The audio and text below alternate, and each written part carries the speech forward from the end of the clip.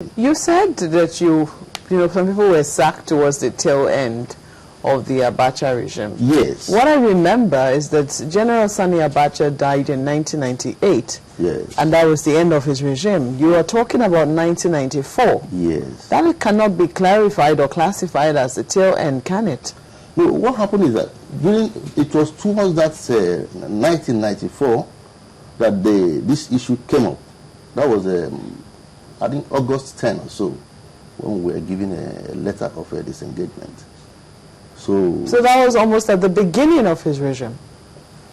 In between. So Because remember the June 12 elections were annulled in 1993. There was also General Babangida was there for a while. Then you had in fact, the June 12 election, even sorry to cut in, even the June 12 election, we were even given a name that we are parcel of June 12. The apostles of the 12th election, because of the timing. So you were fired because of the political crisis as at that time? No, our mission was misconstrued. The imaginary enemies now had to tailor it towards that end. They were saying it was politically motivated, but we came in purely on the welfare. Okay. Let's break this down so that it can be easy for those in authority, especially present-day government, to come in, because that is why you're here, for them to hear you out. If I'm not mistaken, we're talking about NEPA, not even PHCN. That was still NEPA then, I guess. Yes. And we're talking about severance package, right? People were retired, retrenched. Was it a retrenchment exercise? Then sacked without benefit. What was the reason given? Because they were championing for a better condition of service. So, and when you went to court, what was the ruling? The Federal High Court in Lagos granted us victory. So dissatisfied with that judgment, the management went to Court of Appeal, Lagos. Did you make it through the appeal? Yes, we made it. The appeal court affirmed the decision of the lower court. So what is the Labour Ministry as well as the Power Sector Minister saying? Currently, they say they are looking into it. I know I met the Labour Minister about 3 weeks ago. He said something will be done. Don't you believe something surely will be done? Because for the first time, if we have governance over time, and for the first time, I'm sure he's the first minister you're meeting one-on-one since this unfortunate incident happened in 1994, you say. So don't you think that having the opportunity of meeting him, definitely something will be done? Well, they say a stitch in time saves 9. Today you hear the core investors are coming in. Tomorrow. And I don't know whether, is it the new investors we are going to meet, or the management that has been dismantled? What exactly do you want when you met the minister? Are you talking about reabsorbment, or you're talking about some kind of severance or gratuity to be paid? A kind of reprieve, or readmit and retire. Readmit and retire, and the restoration of entitlements. And he said they're looking into it? Yes. So when are you likely to meet with him again? Hopefully next week or so. Hopefully next week. Because the good thing I see here is that you have listening ears. Listening ear, in this case, means that something positive will come out of it. It's a sad news. It's a sad. Even if I may tell you now, about 25 of my colleagues are no more due to untold hardship. They are dead. 25 of the 270? Yes.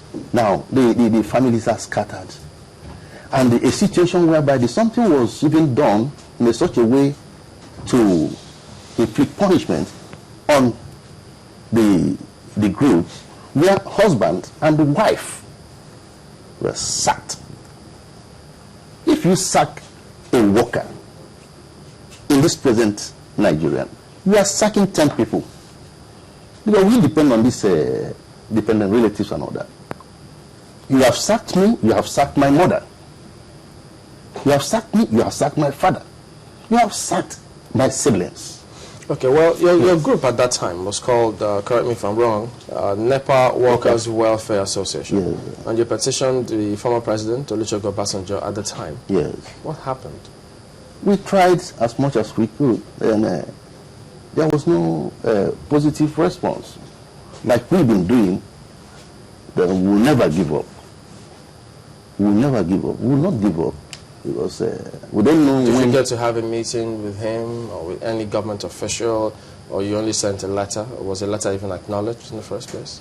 We sent a letter to him. Then somebody went, and I can remember vividly, at least Professor Jerry Ghana, an elder statesman, even did something on that too. But there was no. What did he do? I mean, to make a case for us. So then, are you finally seeing light at the end of this tunnel? I mean, you've waited for so long, 1994, 2004, 10 years to now. We're going to 2014. That's almost 20 years you have been waiting for justice, as it will seem. Are you confident that this administration provides light at the end of the tunnel for you? I am. As a Christian, you must have a faith. Even when we talk about biblically, the Israelites, they stayed in Egypt for 430 years. In Babylon, 72 years. It was a time for them to come out. So I believe that President Jonathan, he has a listening ear. He will look at this thing and rectify whatever is the problem. All right. Do you have any court documents, any of those judgments? Did you furnish all of those who you've spoken with? Did you furnish any one of them with that? Yeah, we gave them. Some of them, we gave them. Okay, but have you met with any of the current administration's officials? Those in the Asorok, because I've not been to Asorok. You don't have to get to Asorok to meet with any one of them, any government official. So we've been trying to reach them, but it has been a bit difficult. That's why at times we come this way. But you held several press conferences. We did. We did, yes. Any response from anyone yet? No response. Okay, well, hopefully, we'll hope that they will get across to your group. Are they still called the NWWA? No, the emergence of that group was because of this forceful relationship between the two in-house unions. Okay. So that there was no future for the workers, no future for their children. So the professionals, they now had to come up. Okay. In order to make their... Well, by the way, give us your opinion before you go. I mean, from what you've seen with this handover of PHCN to new owners, you've been there before. Yes. From what you read and heard, how do you see that playing out? Well, I say anything that is worth doing is worth doing well. I remember even the time of Hamza Zayat, when he was the chairman TCPC. NEPA was meant to be partially commercialized. So I said, now you remove the subsidy there and allow them. They know the cost, how much it takes them to generate a unit of electricity. And the fractional increase, because they have to stay afloat. Do you think this process, if they go the whole hog, will end power outage from what you've seen?